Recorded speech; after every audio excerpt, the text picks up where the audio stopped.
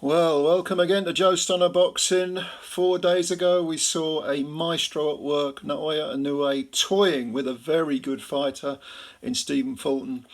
And tonight, we saw a absolutely stunning, almost perfect performance by Terence Bud Crawford, stopping another, great welterweight, potential Hall of Famer in ERROL Spence Jr. He stopped him in 9 rounds. Just punch perfect. I mean, people overuse that phrase, but I can't think of another one to use for Bud Crawford. This was an amazing performance. Totally poised, totally relaxed, totally brilliant. Picked the right punches at the right time. Everything he threw was hurtful, and there is a similarity between Inoue and Crawford in that they both, every punch, even the jabs, that piston battering ram jab of Crawford's, it can knock guys out. They're putting weight in their punches, both these fighters. But, they say don't load up with your punches. But people like Crawford and Inoue can do it because they are just so technically perfect. Their footwork is so amazingly sharp, and on point, and they never overeat. This is an amazing, amazing fighter. And, we hear a lot about, the heavyweights can't get it on because of you-know-who, Mr. Fury, of course. And, we can't get unification in this division, that division. Look, let's accentuate the positive here. When we've got fighters like Naoya Inoue and Terence Crawford in the game, and Errol Spence, who himself is a terrific champion, boxing's in good shape, really good shape. But this performance by Crawford, amazing. My prediction was that Crawford would win on points. From about the fifth or sixth round, you could tell this won't go in the distance, and that Crawford was probably going to win by stoppage. I thought in the first 4 rounds we'd see Spence jabbing a lot more than he does, just jab, jab, jab constantly, and Crawford would, maybe be behind after 4 rounds. Well, I got it half right because Spence came out and was banging the jab, bang, bang, bang, and it would look good. In the first round, Bud had a look at him. You can't read too much into the first round, but I gave it to Spence. I gave every subsequent round to Crawford after that. In the second round, Spence for the first half, it wasn't doing too badly with the jab again, but Crawford countered with, he caught him with they're both southpaws, by the way, as you probably know. So there was a right hand by Crawford, and then he followed it with like one of those piston jabs, right hand jabs, and sort of sat Errol down on his back. He just sat him on his back, so Errol sat down. He wasn't badly hurt, but it was just so sharp, so on point, so perfectly. If Errol had frozen and Bud had sort of said, okay, I want to put the punch right there, right on that spot there, it couldn't have been better. And this guy does this in nanoseconds almost. So up gets Spence, a bit sort of sheepish, smiling away. First time in his career he's been over. And then from the third round, Bud just, even though Spence never stopped trying, there was no quitting him whatsoever. By the third round, he had bloody nose, blood coming out of his mouth, it was on his lips, and gradually he was just ground down, and the swellings around his eyes, increased. It wasn't as if I think the right eye was probably the worst of the two. That looked, from the side view, it looked like it might close, but after the fight when he was interviewed, yes, he had swellings around the eyes, but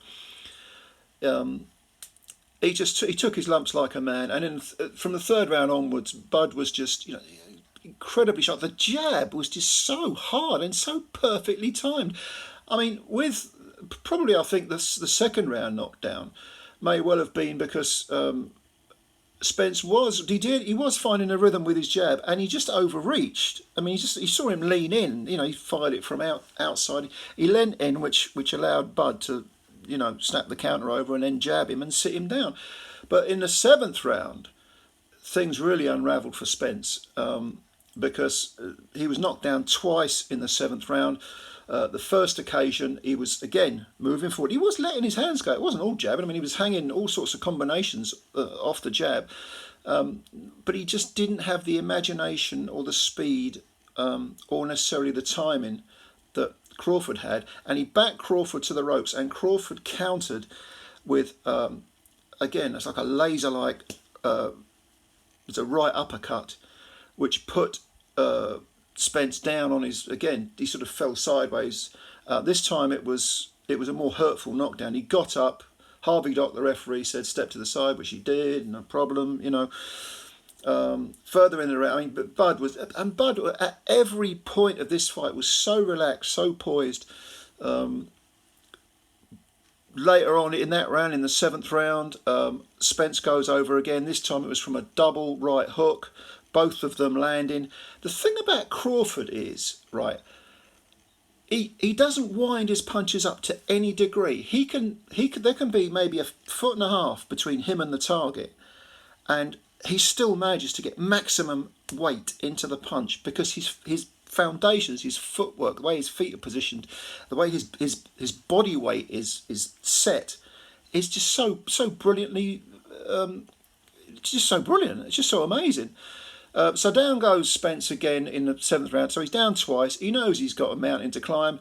In the 8th round, he came back a little bit.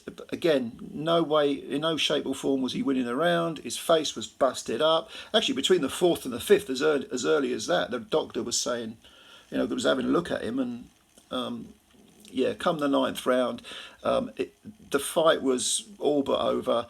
And again, he got into trouble. Spence, every time Crawford threw a punch, Spence didn't seem to be able to get to it. He was countering beautifully, Crawford, and he got Spence in trouble. Spence was flailing all over the place, bending at the waist. No matter what, he'd bend at the waist, take a step back, take a step to the side.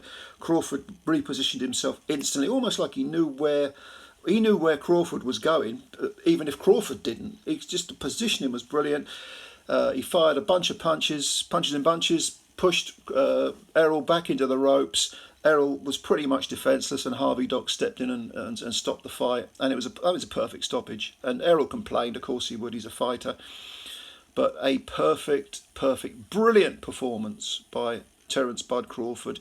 And the question is now, who's pound for pound the best in the world? Is it Bud or is it Inoue or maybe Usyk? Maybe you think Usyk's the best. Those three are my top three. I just don't know which order I'd put them in. I'll have to think about that one. But what did you think of this fight? What do you think of Bud's performance? There is a rematch clause. Afterwards, Jim Gray asked ERROL, you know, what do you want this, at 147 or 154? And he went, 154. Would be interesting to see at 154 if he did any better. But of course, Bud's got all the belts now, undisputed welterweight champ. Maybe it's going to be at 147. I don't know what the contract says. But yeah, what do you think of the fight? What a great performance. So one-sided, unbelievably one-sided. And those who predicted a late stoppage got it right. I thought it would be points, but no, not a bit of it. No, not even close to it. This was ended up being not a close fight at all.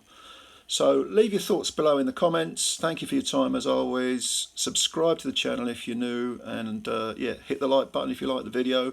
Let's build up the channel. Joe Stunner Boxing. Boxing is in great shape, and if you don't believe me, go back and watch that fight again. Go and watch Inoue as well, and throw in a bit of Usyk. Why not? You know, let's have a maestro fest. Let's watch all three of them, one after the other. Yeah. All right. Comments below, and I'll answer them. Thanks for your time, and we'll speak again soon. Bye for now.